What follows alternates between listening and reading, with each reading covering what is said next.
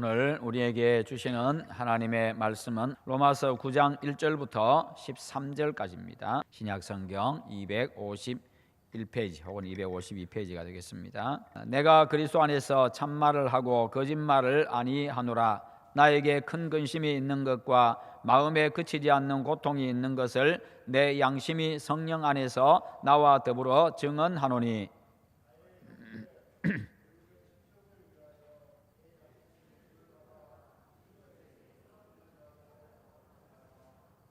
그들은 이스라엘 사람이라. 그들에게는 양자됨과 영광과 언약들과 율법을 세우신 것과 예배와 약속들이 있고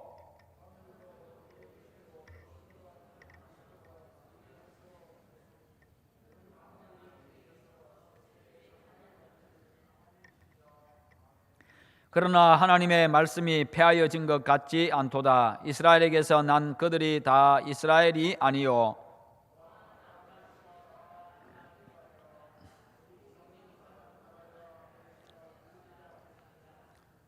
곧 육신의 자녀가 하나님의 자녀가 아니요 오직 약속의 자녀가 씨로 여기심을 받느니라.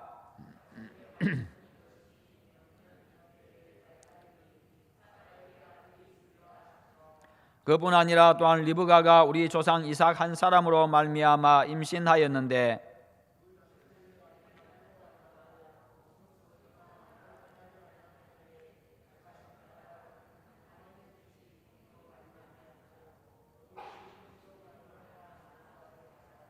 리브가가 이르시되 큰 자가 어린 자를 섬기리라 하셨나니 기록된 바 내가 야곱은 사랑하고 에서는 미워하였다 하심과 같으니라. 아멘.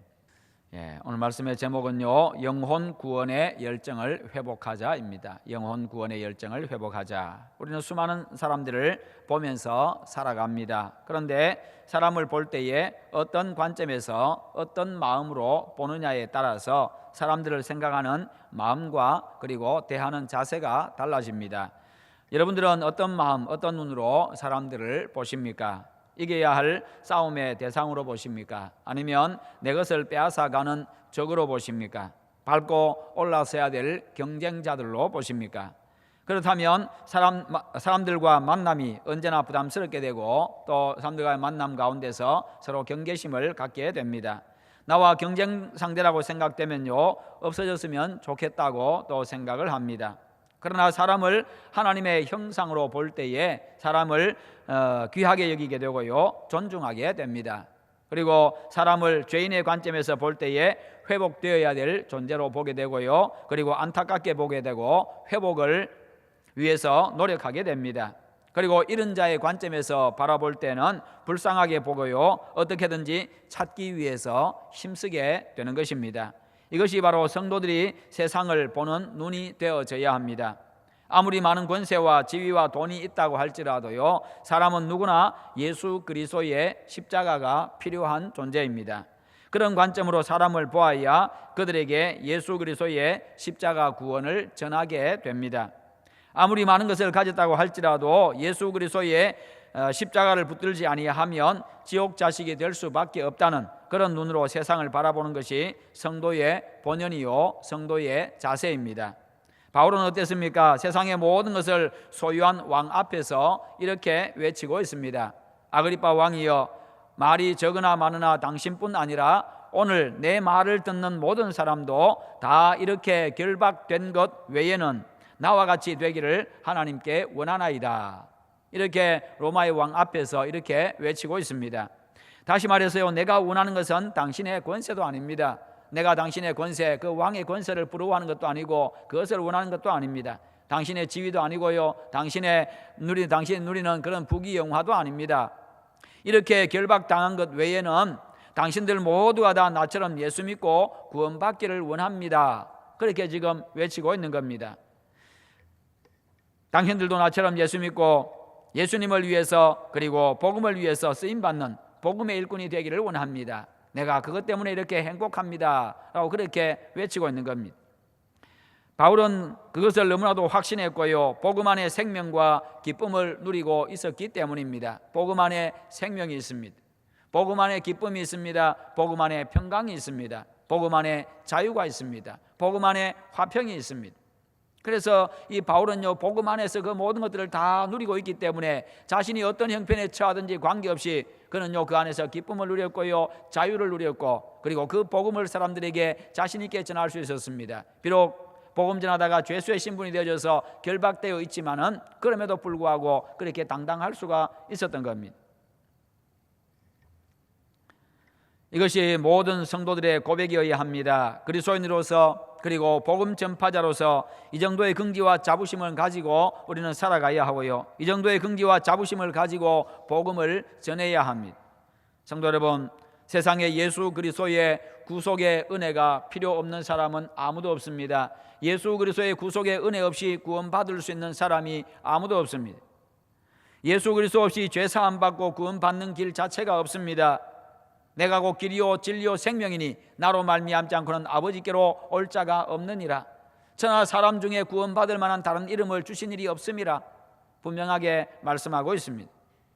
그 사람이 부자냐 지식인이냐 권력자냐 이것이 중요한 것이 아니라 그들의 심령 가운데 예수 그리스도의 십자가 보혈이 뿌려져야만 죄 사함을 받고 구원을 받습니다.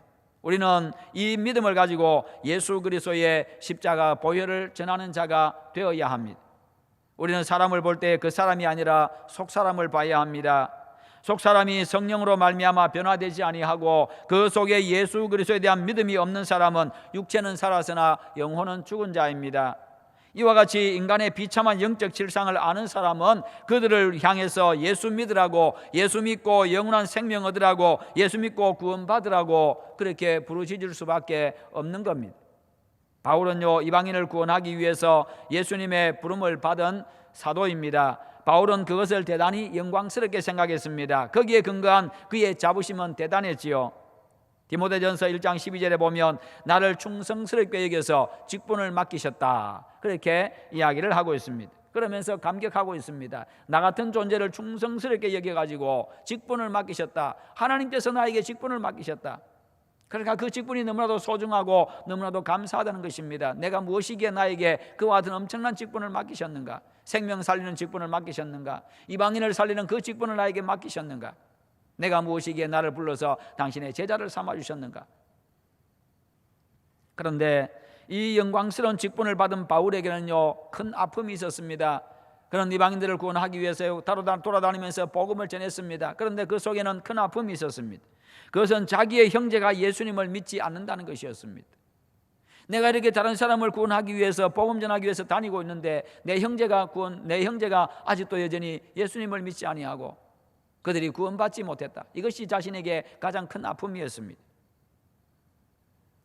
그들이 예수님을 믿지 않으므로 영원한 죽음과 멸망을 향해 가는 것이 그에게는 큰 근심이었고요, 그 근심이 지나쳐서 마음에 그치지 않는 고통이 된 것입니다. 3절을 보면요, 나의 형제 곧 고륙의 친척을 위하여 내 자신이 저주를 받아 그리스도에게서 끊어질지라도 원하는 바로라. 내 형제 고륙 친척을 위하여서 내 자신이 저주를 받아서 그리스도에게서 끊어질지라도 내 생명하고 바꾸어서라도 내 형제 자매들이, 내 가족들이 구원받을 수만 있다고 한다면 기꺼이 내가 그것을 선택하겠다고 그렇게 그가 이야기하고, 그만큼 그의 마음이 간절하다는 것입니다. 자기 가족 구원받는 것이 그만큼 간절하다는 것이요. 우리는 여기서 한 영혼을 자기 목숨보다 사랑하는 바울의 마음과 영혼에 대한 사랑과 구원에 대한 열정을 볼 수가 있습니다. 그가 예수 믿기 때문에 절대로 거기서 끊어질 수는 없지만은, 그러나 그의 마음만은 그렇게 간절했다는 겁니다. 이 마음, 이 사랑이 바로 오늘 우리 모두의 마음과 사랑이 될 수 있기를 축원합니다. 우리가 하나님 앞에 기도할 때 하나님, 바로 그와 같은 열정을 나에게 주십시오. 그와 같은 마음을 나에게 주십시오. 바로 이와 같이 거룩하고 고상한 이 기도 제목을 삼고 우리가 그렇게 또 기도해야 할 것입니다. 정말 우리에게도 이런 기도, 우리에게 애간장타는 이런 부르짖음, 이것이 있어야 합니다. 잃어버린 이 기도와 부르짖음을 회복하셔서 복음으로 가족과 이웃을 살리는 그런 여러분들 되시기를 축원합니다. 요즘에 모든 여건들이 다 좋아졌는데 성도들은 점점 약해져 가고 있고요, 교회가 점점 능력을 잃어가고 있습니다. 영원한 죽음을 향해서 가는 영혼을 살리고 싶은 그런 간절한 마음과 눈물이 사라졌기 때문입니다. 이 간절한 기도와 영혼을 향한 애타는 부르짖음이 사라졌기 때문입니다. 여러분, 눈물 없는 어떤 이론들, 눈물 없는 어떤 사상들, 아무런 능력이 없습니다. 눈물 없는 신학도 능력이 없습니다. 그것은 죽은 신학에 불과합니다. 눈물 없는 목회는 역시 또 성도를 일으켜 세우지를 못합니다. 눈물 없는 복음 전파는요, 영혼을 살리지를 못합니다. 그래서 하나님, 영혼을 향한 뜨거운 마음, 눈물을 주십시오. 그런 간절한 마음을 나에게 주십시오. 그렇게 우리가 기도하고 그렇게 해야 합니다. 복음을 들고 영혼을 살리러 나갈 때에 눈물로 얼룩진 그 복음을 들고 나가야 많은 영혼을 살릴 수가 있습니다. 그래서 우리 기도하기 위해서 기도하고 전도하러 나갈 때 그런 기도를 합니다. 하나님, 먼저 내 속에 복음 전파의 열정을 더해 주십시오. 내 속에 나를 먼저 성령으로 충만하게 해 주십시오. 영혼을 사랑하는 마음을 나에게 주십시오. 그렇게 기도하고 나갑니다. 그것이 필요하기 때문에, 그래야 그 마음들이 전달되기 때문입니다. 사람은요, 마음과 마음이 전달되어야, 그래야 마음의 감동을 받게 됩니다. 예수님의 사역은 눈물의 사역이었지요. 히브리서 5장 7절에 보면 그는 육체에 계실 때에 자기를 죽음에서 능히 구원하실 이에게 심한 통곡과 눈물로 간구와 소원을 올렸고 그의 경건하심으로 말미암아 들으심을 얻었느니라. 예수님은 육체로 계실 때에 자기를 죽음에서 능히 구원하실 이에게 심한 통곡과 눈물로 간구와 소원을 올렸다. 그렇게 말씀합니다. 예수님의 사역 자체가 눈물이었고 통곡이었습니다. 왜요? 영혼들을 바라볼 때마다, 정말 그 이런 영혼들, 정말 그 불쌍한 영혼들을 바라볼 때마다 예수님의 마음이 아팠기 때문입니다. 무리들을 볼 때 예수님의 마음이 민망했다라고 이야기합니다. 거기서 민망했다, 민망이라는 말은요, 애간장이 끊어진다 그 말입니다. 간장이 끊어진다, 창자가 끊어진다, 창자가 뒤틀린다, 그런 의미입니다. 너무나도 속이 아파가지고 마음이 아파가지고 창자가 뒤틀려서 아플 만큼, 창자가 끊어질 만큼 그런 마음이었다 그 말이죠. 내가 너희를 구원하기 위해서 이 땅에 왔는데 왜 나를 믿지 아니하느냐, 그렇게 눈물 흘리신 겁니다. 또 예루살렘을 향해서 통곡하셨습니다. 예루살렘의 딸이여, 나를 위해 울지 말고 너와 내 자녀를 위하여서 울라. 그런가 하면요, 나사로의 죽음을 보고 우셨고 또 회개치 않는 모습을 보고 통곡하시고 밤새도록 부르짖는 것이 우리 예수님의 삶이었습니다. 예수님께는 영혼에 대한 이런 심한 통곡과 눈물이 있었던 겁니다.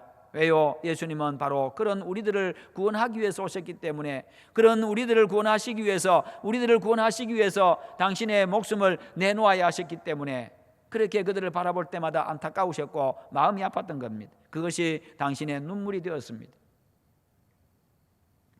바울의 사역은 어땠습니까? 에베소 교회 장로들과 헤어지면서 한 유명한 말이 있지요. 사도행전 20장 31절에 그러므로 여러분이 일깨어 내가 3년이나 밤낮 쉬지 않고 눈물로 각 사람을 훈계하던 것을 기억하라. 에베소에서 3년 동안 그가 목회하면서요, 그 에베소 교회 성도들에게 눈물로서 그들에게 권고했다고, 눈물로서 훈계했다고, 눈물로서 하나님의 말씀을 가르쳤다라고 그렇게 말씀하고 있습니다. 단지 말씀만을 증거한 것이 아니라 눈물로 사람들을 훈계했습니다. 하나님의 말씀을 증거해도 순종하지 아니하고, 그렇게 사랑으로 부르짖음에도 불구하고 회개하지 아니하고 세상의 길, 배신의 길로 빠지는 그 모습을 바라보고 바울은 밤낮 쉬지 않고 눈물로 훈계를 했던 것입니다. 그 영혼들을 살리기 위해서요. 그러니까 그가 눈물로 훈계하던 것을 기억하라고 그렇게 당부하고 있는 것입니다. 그만큼 그 다음에 내가 떠나간다 할지라도 그렇게 훈계했던 그 복음의 그 믿음, 그 복음을 지키고 믿음을 지키고 뿐만 아니라 에베소교에 남아있는 그 장로들도 또 교인들에게 눈물로 또 훈계하고 그들을 세워갈 수 있도록, 또 눈물로 복음을 전파할 수 있도록 그렇게 이야기하고 있는 겁니다.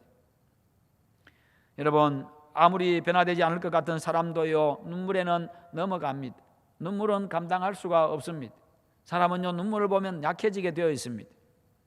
눈물을 이길 사람은 아무도 없습니다. 그러므로 우리는 예수님의 눈물을 배우고 바울의 눈물을 배워야 합니다. 눈물도 은혜입니다. 정말로 사랑하고 정말로 그렇게 사랑하면요, 안타까워서 눈물이 흐르는 것이지요. 우리가 왜 이렇게 은혜를 망각하고 능력을 잃어가고 있습니까? 영혼을 아끼는 마음을 잃었기 때문입니다. 하나님께서 나를 구원해 주셨다는 그 구원의 감격을 자꾸 잃어가고 있기 때문입니다. 구원의 감격. 정말 나 같은 죄인을 살리신 그 예수님, 내가 무엇인데 나를 위해서 예수님이 이 땅에 오셨고 하나님이신 그분이 이 땅에 오셔서 그분이 나를 위해서 십자가에 못 박히셨단 말인가. 이 구원의 은혜, 이 구원의 감격, 이것을 우리가 계속해서 간직해 나가야 되고 이 감격을 회복하게 해달라고 기도해야 되고요. 그 사랑을, 하나님의 그 놀라운 사랑, 예수 그리스도의 그 놀라운 사랑을 우리가 자꾸 가슴으로 느끼고 생각하면서 살아가야 합니다. 진정으로 많은 영혼을 살리는 사람은 영혼을 놓고 눈물로 기도하는 사람입니다. 하나님 앞에 부르짖는, 울부짖는 사람들을 통해서 영혼이 살아날 수가 있습니다. 남편을 살리고 싶고 아내를 살리고 싶습니까? 부모, 형제를 살리고 싶으십니까? 바울과 같은 간절한 마음으로 그들을 위해서 그들의 영혼을 품고 눈물로 기도하시기를 바랍니다. 1년이 되든지 2년이 되든지 10년이 되든지 눈물로 기도하고 계속 기도하시다 보면요, 그들의 마음이 녹아지게 되고 결국 하나님 앞에 나오게 됩니다. 요엘 시대에 죽어가는 영혼들이 많이 있었습니다. 그러자 당시 영적으로 깨어있는 제사장들은요, 성전에서 여호와여 주의 백성을 긍휼히 여기소서, 여호와여 주의 백성을 긍휼히 여기소서 그러면서 울면서 간구했습니다. 그랬을 때 하나님께서 이스라엘을 구원해 주셨습니다. 그의 기도가 민족을 살렸던 겁니다. 느헤미야 시대에 성전이 완전히 다 무너져 버렸습니다. 황폐하게 되어졌습니다. 그 소식을 듣고 느헤미야는요, 하나님 앞에 울며 통곡하고 부르짖었을 때 기도에 응답해 주셨습니다. 메리 여왕이 스코틀랜드를 통치할 때에 엄청난 학정이 있었습니다. 예수님의 십자가를 전하지 못하도록 박해했습니다. 메리 여왕을 피해 여왕 메리라고까지 알려진 그 잔악한 이 여왕 때문에 많은 사람들이 순교했습니다. 믿음을 지키려고 하다가 순교당하고 말았습니다. 그때 한 사람이 분연히 일어났습니다. 우리가 잘 아는 존 낙스라고 하는 사람입니다. 그는 싸우다가 도저히 안 되니까 이런 기도를 하게 됩니다. 하나님, 스코틀랜드를 나에게 주십시오. 아니면 제 목숨을 거두어 주십시오. 스코틀랜드를 주십시오. 아니면 제 목숨을 거두어 주십시오. 그는 민족을 위해서, 복음을 위해서, 신앙을 위해서 목숨을 걸었던 겁니다. 그리고 그는 기도했습니다. 복음을 전했습니다. 그럴 때 스코틀랜드 전체가 복음으로 불타오르게 되었고요, 다시금 하나님의 말씀으로 무장하는 그런 나라가 되었습니다. 민족을 살렸습니다. 민족을 구원했습니다. 우리 역시도 존 낙스처럼 하나님 앞에 목숨 건 기도를 하고 영혼을 놓고 부르짖을 때 가족과 이웃과 민족을 살릴 수 있음을 여러분 믿으시기를 축원합니다. 그래서 우리의 기도가 필요합니다. 가족을 위한 기도뿐만 아니라 우리 주변의 여수 시민들을 위한 기도, 민족을 위한 기도, 세계 모든 민족을 위한 기도, 우리 기도를 계속해 나가야 합니다. 누가복음 15장에 보면 아버지와 잃어버린 아들 탕자 이야기가 나오지요. 여기서 아버지에게는요, 재산이 문제가 아니라 무엇이 문제였습니까? 잃어버린 아들이 문제였습니다. 아버지가 죽기도 전에 유산을 달라고, 자신에게 줄 유산을 미리 달라고 그렇게 불효막심한 말을 하고 그런 행동을 하고 유산을 미리 받아가지고 떠나갔던 그 아들, 아버지는 재산이 아까운 게 아닙니다. 재산이 그에게서 아버지의 재산 생각하고 있는 게 아닙니다. 이 아들이 나가서 재산 다 허비하고 오는 것은 아닌가, 쫄딱 망하는 것은 아닌가, 돈 생각한 것이 아닙니다. 집 나간 아들, 잃어버린 아들만, 오직 그것만 생각하고 있었습니다. 이 아들을 찾기까지 아버지에게는요, 세상 욕심도 어떤 낙도 없었습니다. 아들이 돌아오기까지 그에게 기쁨이 없습니다. 여러분, 사람이 철들었다는 것이 무슨 뜻입니까? 부모의 마음을 이해하는 것이지요. 부모의 마음을 이해하는 그 순간이 바로 철드는 순간입니다. 그런데 철이 참 늦게 됩니다. 사람이요, 철이 참 늦게 됩니다. 빨리 늙어도 가고, 그렇게 부모님의 사랑을 많이 받으면서 자라면은, 참으로 5년, 10년, 20년이 그렇게 자라면은, 그렇게 계속해서 부모의 사랑 받으면 부모의 사랑을 느끼고 부모의 마음을 이해할 것도 같은데 사실 그러지를 못합니다. 부모 마음 이해하기까지 참 오랜 세월이 걸립니다. 그처럼요, 부모의 마음을 이해하게 되어지면은 철든 사람이 되어집니다. 하나님 앞에서 철든 성도는 어떤 성도입니까? 하나님의 마음을 아는 성도, 하나님의 마음을 이해하는 성도, 그게 바로 하나님 앞에 철든 사람입니다. 하나님께서 가장 원하시는 게 무엇이겠습니까? 우리가 잘 먹고 잘 사는 것이겠습니까? 물론 그것도 하나님이 기뻐하실 것입니다.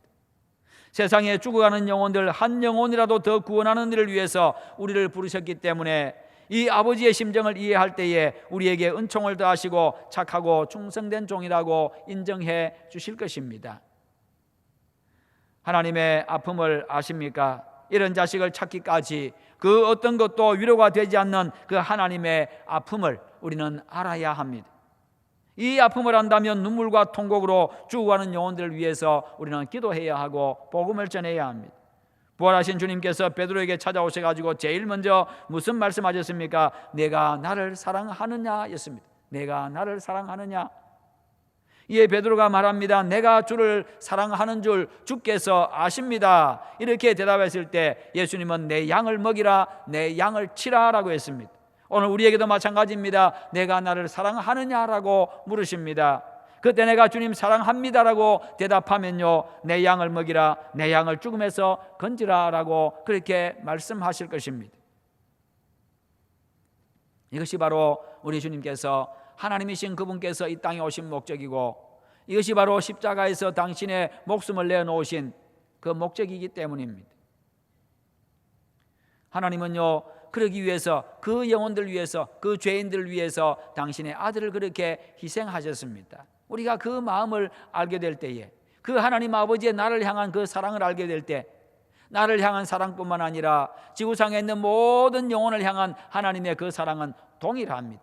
나를 그렇게 사랑하셨고, 나를 위해서 예수님을 십자가에 내놓으셨고, 죽음의 자리에 내놓으셨고, 내 옆에 있는 가족들, 내 옆에 있는 이웃들, 세상의 모든 그 한 사람 한 사람들을 위해서 하나님은 그렇게 하신 것입니다. 왜요? 세상의 모든 사람에게 그것이 필요하기 때문에, 세상의 모든 사람에게 하나님의 구원의 은혜가 필요하고 예수 그리스도의 십자가 보혈이 필요하기 때문에요. 그 길 밖에는 구원의 길이 없기 때문에, 그것 밖에는요 죄사함 받을 길이 없기 때문에 하나님이 그렇게 하신 것입니다. 이것이 바로 하나님의 구원의 지혜입니다. 성도 여러분, 예수님이 진정 나의 구주요, 예수님만이 구원의 길이요, 여러분 예수님만이 소망이심을 확실히 믿으십니까? 그렇다면 영혼을 위해서 눈물로 간구하고 정말 아픈 마음으로 복음을 전하고 많은 영혼을 살리는 그런 은혜가 여러분들에게 있기를 축원합니다. 우리를 통해서 많은 영혼들이 살아나고, 그래서 주일마다 우리 교회에 새 영혼들이 찾아와서 이곳에서 복음을 듣고 예수님을 만나고 예수님을 믿고 구원 얻는 그 생명의 역사가 일어날 수 있기를 바랍니다. 이것이 바로 성도의 사명이고 교회가 존재하는 목적입니다. 그것을 위해서 예수님이 땅에 오셨습니다. 이 사실을 기억하고 언제나 그 일을 위해서 달려감으로 주님 앞에 하나님으로부터 약속되어진 그 놀라운 은혜와 복을 받아 누리고, 하나님의 여러분을 향해서, 그리고 여러분의 가정을 향해서 여러분의 삶의 모든 영역에 하늘문이 활짝 열리는 은혜가 있기를 주님의 이름으로 축원합니다.